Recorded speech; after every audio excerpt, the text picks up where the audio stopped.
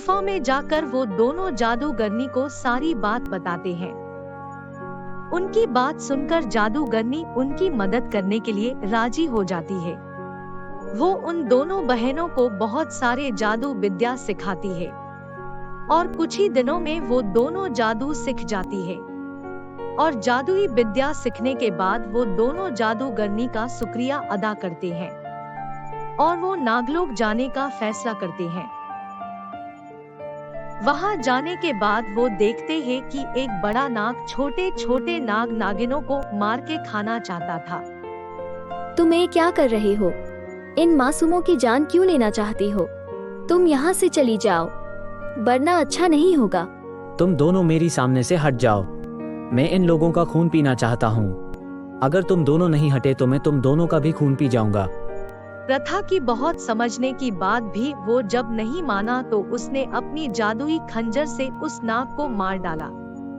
इस तरह वो दोनों उस नाग नागिनों को बचा लेती है और कुछ दूर जाने के बाद उनको एक कुएं से कुछ आवाजें सुनाई देती है। कोई है, हमें इस कुएं से बाहर निकालो, हमें बचाओ। आवाज सुनकर बेला नागिन कुएं की अंदर झांक के जब देखा तो वहाँ पर बहुत सारे नाग नागिनों को बंदी करके काली नागिन रखा था।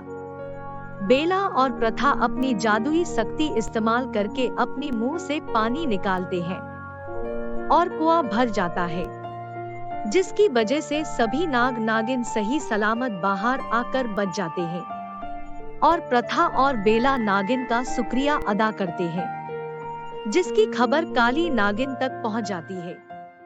अच्छा हुआ शिबान्या की दोनों बेटी खुद मौत की मुंह आ गए। मैंने उन्हें बहुत ढूंढा पर वो दोनों मुझे नहीं मिले।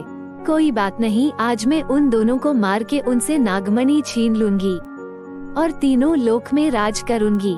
राज, जाओ उन दोनों को बंदी बना के लेके आओ। एक दिन बेला नागिन एक पेड़ के नीचे आराम कर रही थी और प्रथा नागिन कुछ काम के लिए गई हुई थी। तभी काली नागिन आकर बेला को बंदी बना लेती है और बोलती है, कोई नहीं, एक है तो दूसरा भी खुद आ जाएगी। अपनी बहन को ये हालत देखकर वो दौड़े दौड़े आएगी, फिर मैं तुम दोनों को मार दूंगी जैसे तुम्हारी माँ को मारा था। काली नागिन, तुझे क्या लगता है कि तू हम दोनों बहनों को मार पाएगी? हम हमारी माँ की मौत का बदला लेने आए हैं। तुम्हें हम तड़पा तड़पा के मरेंगे। सपने देखना अच्छी बात होती है, जितने सपने देखना है देख लो। तुम्हें क्या लगती है तुम दोनों के पास जो शक्ति है तुम उसमें मुझे मार पाओगे? मैं 200 साल शैतान का तपस्या करके शक्तियाँ पाई है, तुम लोग मुझे मार नहीं पाओगे। उसके बाद काली नागिन बेला नागिन की चारों तरफ आग लगा देती है और उसको पिंजरे में कैद कर देती है। एक खबर सुनकर प्रथा नागिन दौड़ दौड़ के वहाँ पहुँच जाती है। काली नागिन, मेरी बहन को छोड़ दे, वरना अच्छा नहीं होगा। बेला, अब समय आ गया है हमें अपनी जादुई शक्ति प्रयोग करने का। तुम्हें याद है जादूगरनी ने क्या कहा था?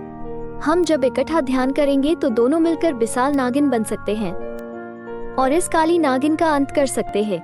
इतना कह के दोनों बहनें आंख बंद करके ध्यान करने लगे और देखते ही देखते एक विशाल नागिन में बदल गए। ये देखकर काली नागिन ने उनके ऊपर खंजर से वार किया, पर उस विशाल नागिन का कुछ नहीं हुआ। उसके बाद विशाल नागिन ने अपने मुंह से जादुई आग निकालती है और काली नागिन को जला देती है। काली नागिन की मौत हो जाती है। ये देखकर नागलोक की सारी नाग नागिन बहुत खुश होते हैं और बेला और प्रथा की जय जयकार करते हैं।